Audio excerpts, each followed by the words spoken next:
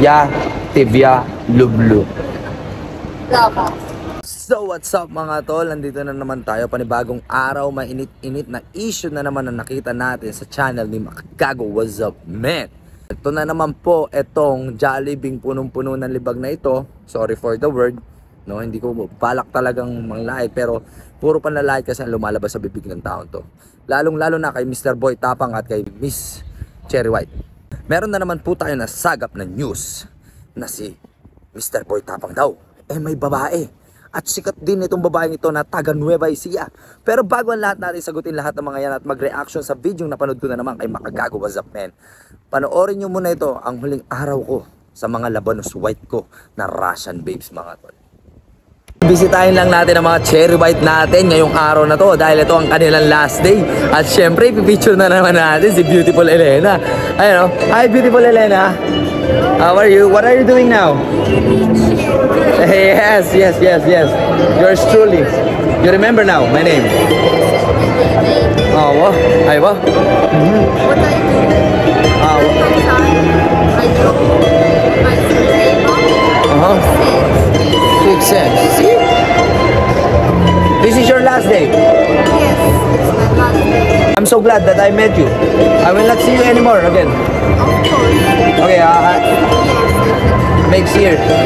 The only thing that I want to say to you before I will let you go, stay happy with your life, okay? Stay beautiful and happy. Okay? Stay beautiful and happy always. Okay, that's my one last message. Take good care of yourself, okay? A beautiful artist here, Elena, sun artist. And let's go to Paulina. Ano naman tayo sa isa natin Cherry White, si Paulina, oh. Cherry White ko yan, oh. Paulina. So rockabye baby, rockabye, I'm gonna love you, rockabye baby, don't you cry. At syempre, last day na rin ang Justice ng Bawani, mga tol. Peace. Syempre, ang tropa natin si Gruto. Ayan na naman si Gruto. What's up, Groot? Ako na nagsara ng aming store. Kalas na yan. Ito, si Elena. Kausapin natin. Hello, Elena. Yes, you remember my name. That is an honor for you to remember my name. Such a beautiful lady remembering my name is an honor. Okay, so when is your flight going to Russia? When? Tomorrow? Yes, even Morning? morning. Yes, Very very early. early? Yes, maybe I didn't sleep. Oh, but you had fun here in UAE? You had fun here in UAE? You enjoy? Of course. Nice. That's the only thing that I want to hear from you. That you enjoy UAE. Very quickly. Slowly. Okay, slowly. That's the thing that I want to hear from you. That you enjoy UAE. Thank you so much. Yes. I enjoy. Let's enjoy. Yeah. The vlog. In my vlog, yes. I sent to Paulina the videos that we had. Yes. And I never forget this word. It is because of you.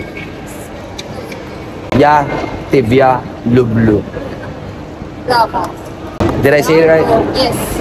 Yeah, it's a guy. Lublu. That is so sweet. From such a beautiful lady. Ya, Tibia, Lublu. Yeah, it's a guy. See you once again. See you. Yeah. Tibia, Lublu. Also, Paulina is here. Oh yes, I'm here. Hello, Paulina. Hello guys. Yes, very beautiful sound when I hear the rockabye baby. much. Yes, you're welcome. Yes, because both of you, I will not see anymore, but at least I was so happy that God gave me a chance to see beautiful things in the world, like beautiful ladies like you, Paulina and Elena. Look at those beautiful ladies. Right? It makes us motivated people, men, especially men. Elena told me that it will be your flight tomorrow morning. Okay. Correct. Yes, that's you will go to Belarus, Now I go to India. India. Oh, what about you?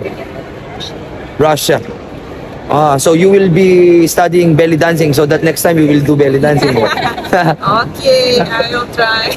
Okay, I want to say this one last message to these two beautiful ladies. Elena, my message to both of you, Ya, Tibia, Lublu. See you next festival. Oh, you're coming every year here, festival? Of course we will come. Why not? If you will wait us, so we come. Yeah. You got my WhatsApp anyways. Oh yeah. Have fun, guys. Yes. What about you? Do you have Facebook account? Kalina, Uh-huh. Yes, may YouTube and a Facebook. Just search it. Yeah. Okay? So we are in contact. So we find each other. We find each other. Oh yeah. Okay, I hope in some other time you will have more time to have fun here in UAE. Take care always, guys. Bye-bye. Gaganda nila, pre. Gaganda talaga. Sobrang gaganda. So ngayon at tayo nagbabalik sa ating video mga tol. So ito lang ang aking masasabi at komento dyan. Tungkol na naman sa pinapainit na issue nito si Makagago What's Up Men, na talagang sobrang insecure nito kay Mr. Boy Tapang at kay Miss Cherry White sa kanilang masayang relasyon na tinatamasa. Magsimula tayo dun sa babae nag-react at naglabas ng kanyang saloobin tungkol kay Mr. Boy Tapang, na nagpunta daw itong babaeng ito sa Cebu at binigyan daw po ng collaboration video ni Mr. Boy Tapang. At talaga po may mga videos nga po sila na nag-collab po sila. At sa aking pagkakaalam parang nagseselos daw po itong si Miss Cherry White sa pangyayari. Well, anyway, to cut the long story short, bibigyan ko po kayo ng konting life insights mula kay Billy Jack Sanchez, yung wanna know why. Sabihin na natin, Mr. Makagago What's Up Men, na parang may babae si Mr. Boy Tapang. On your own perception lamang yon. At syempre, hindi na natin dapat panghimasukan yan kung meron man nagaganap na third party sa kanilang relasyon. Dahil syempre, kayang solusyonan yan ng dalawang couples na ito, na si Mr. Boy Tapang at si Miss Cherry White, sa kanilang mga pinagdadaanan, sa kanilang magandang relasyon. At talagang maraming tukso ang pwedeng dumating dahil nga sila ay very cute couples. At syempre, sila ay napakatindi at sikat-sikat na ngayon. Mabalik nga tayo dun sa ating istorya kanina na naputol. Pasensya na kayo kasi may tumawag sa akin mga tol. Eto nga pala, may chismis na naman tayo tungkol kay Makagago What's Up Men, na meron daw third party itong si Mr. Boy Tapang at si Miss Cherry White. May nangyayaring third party. So anyway, buwan ng mga puso, Happy Valentine's Day mga tol, mula sa Bawadi Mall. Tara, tuloy natin ang video sa labas mga tol. Tuloy natin ang vlog dito sa labas ng mall. Sa aking point of view, bilang isa akong nagmamahal din na tao at may karelasyon, minsan talaga meron nangyayaring ganyang mga bagay, yung may dumadating na third party at syempre parang mga naghahabol at syempre gusto nung lumabas sa loobin, parang nagulangan or nagkulang ang atensyon na itong taon to kay Mr. Boy Tapang. Karapatan na to ni Miss Cherry White na magselos talaga dun sa babae. At kung may nangyari mang collaboration na pinaunlakan ito ni Mr. Boy Tapang nung nasa Cebu itong babae na taga Nueva Ecija, at least be honored enough na pinagbigyan ka nitong dalawang couple na to na makipag-collab ka kay Mr. Boy Tapang. At Makagago What's Up Men, huwag ka naman na maging sulsul sa mga tao kasi yung pinapakita mong pag-uugali ay talagang insecurity yan tol. Masamang pag-uugali yan. Ba't hindi na lang natin patahimikin ang kanilang relasyon na maganda at healthy, di ba? Marami naman natutuwa sa dalawang couple na to. Ikaw lang yata ang hindi natutuwa kay Miss Cherry White at kay Mr. Boy Tapang.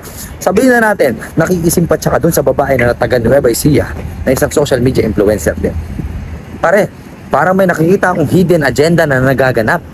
Parang syempre nagpapapansin ka din dun sa babae para ipaalala ko sa'yo, ikaw ay may asawang tao, may anak ka na. Hindi ka na kailangan magpapogi pa, no? Hindi ka nga makalabas ng bahay, gusto mo pa magbabae pa sa social media. Wag ako makagago, lalaki din ako. Kunwari, simpatiko ka. Pero, ang totoo, may hidden agenda ka. Kaya, makagago, tigil-tigilan mo ko, wag ako. Ikaw talaga, angas-angasan ka, tigas-tigasan ka, talagang astig-astigan ka. Hindi ka naman makalabas ng kwarto. Diyan ka na lang sa kwarto mo. Diyan ka na lang maging chismoso. Kasi yan na lang yung kaya mong gawin. Kumbaga sa Kapampangan, ikaw ay isang saligoso. Yung taong to alam nyo yung saligoso, isearch nyo yan sa mga Kapampangan, sa mga hindi nakakalam. Basta hindi ko alam paano i-explain yung salitang saligoso. Itong chismoso na to, makagago. Hindi ka ba naawa sa sarili mo? Hindi ka ba nahihiya sa mga pinapakita mong bagay-bagay sa mga tao na nanghihimasok ka sa relasyon ng iba na parang alam mo pa anong mas makakatama sa relasyon ng iba? Yung relasyon mo nga hindi mo maayos, baka nang ina ka. Siyempre, hindi ka na nga makalabas ng bahay. Yung mga pamilya mo nadadamay. Pati sila hindi makalabas ng bahay dahil sa'yo. Kung hindi ka na lang kaya humingi ng tawad sa lahat ng mga taong pinagkaatrasuhan mo para hindi ka mukhang engots at talagang gago bilang ikaw si makagago dyan sa iyong kwarto. Hindi ka ba na yung parang nanginginig o nahihiyaman lang ng konti? Lahat ng kakapalan na mukha at pangit na pag-uugali nasa iyo na. Baka gago, 2024 na. Sana umabot ka pa ng 2025. Dasal ko yan sa langit at talagang hinihiling ko na ang klaseng taong katulad mo ay merong pagbabago. Kasi sa'yo pa lang, magiging living testament ka at may tunay na pagbabago sa mundo. May milagro. Nag-aantay ako ng milagro sa iyong pagkatao, makagago. Yun lang. Well, anyway, mga tol, lagi natin tatandaan ito rin ha. Kunwari may kakilala tayo na magkarelasyon at may nakikita tayo mga third party. Hindi na to kailangan usapang boy tapang at Miss Cherry White. Sa ating mga kaibigan, sa ating mga close friends o kamag-anak, sabihin na natin na may third party na gaganap. I-remind natin yun with love, no? Hindi na natin kailangan isa publiko pa yung mga nagaganap na mga ganyang bagay ng mga third party. Make it private. Gawin natin privado kasi napapag-usapan niya ng dalawang couple na involved dyan kung may third party man. Hahanapin nila ano ba ang right solution to fix the problem that is existing. At kung meron man talaga, paano nila ma-adapt at makukope up yung ganong bagay, di ba? Na maiisa sa ayos nila at maisesegregate nila yung ganong problema. So, as we are concerned with our family, friend, or relatives na may nagaganap na ganyan, huwag natin palakihin ang issue. Kasi, mabaho talaga yan. What we need to do is to keep it private, make it silent kung may existing na ganyan. Tapos, remind the person who is involved in the third party that that person is not doing the right thing and it's not a good thing to do. 'Di ba? Ano ba ipaalalahanan mo na lang? Huwag mo nang isa publiko na may problema siya. At syempre, yung partner na involved dun sa third party, yung legal couples, pag-usapin natin, ano ba yung pagkukulang? Bakit nagkaroon ng ganito, nagkaroon ng ganyan? 'Di ba? Lahat ng bagay may solusyon, hindi na dapat isinasa publiko yung mga ganyang bagay dahil kahiya-hiya talaga. Well, anyway, in fact, good thing pa rin na nalaman natin, o sabihin natin totoo man o hindi na may third party ganito na nanggaganap between Boy Tapang and that Nueva Ecija girl. At least siguro ngayon, like, mapapatawad naman siguro to ni Miss Cherry White dahil they are still on the girlfriend-boyfriend stage. At syempre talaga nangyayari yan. Even in the newlyweds at saka sa mga married couples, nangyayari yan. So, we are all just humans, no? Kung meron tayong pagkukulang, punuan natin yung pagkukulang na yon at baguhin at asikasuhin. Huwag na lang natin palakihin pa yung mga issue, mga to. Yun lang. So, yun lang ang maipapayo ko sa lahat ng mga tao. Don't hate, spread love, and educate. I hope may napulot kayong aral sa aking mga munting mensahe na naman. This is Billy Jack Sanchez ng Bawadi Mall, mga tol, dito sa Al-In. Pwede nyo po akong bisitahin. Isa po akong OFW dito. At shoutout na rin po sa lahat po ng OFW around the world at sa mga nagsusumikap para sa kanilang pamilya. Keep that spirits that motivates you in every single day, mga tol. Huwag tayong papaapekto sa mga negatibo at layuan po natin lahat ng mga tukso. Alam ko po, hindi tayo perfecto, pero meron tayong right mind to make a decision na hindi magpatukso sa kampon ng mga demonyo. Yun lang po. Ano pa ba? So, doon na po nagtatapos ang ating vlog for today. I hope you guys will keep on liking, sharing, and follow my Facebook page and my YouTube channel, mga tol. At sana, ipagdasal po natin ang kapayapaan sa puso ng bawat isa at sa isipan ng bawat isa. Para po tayo ay maging progreso sa ating pamumuhay at hindi na lang po tayo manlalamang ng ating kapwa at maninira ng reputasyon ng iba. Yun lang. Peace out sa inyo. This is Billy Jack Sanchez. I love you all. Sa lahat ng mga kabisayaan dyan, higugmaon, pataka og samot, at syempre gihigugma tamong tanan. Amping kanunay.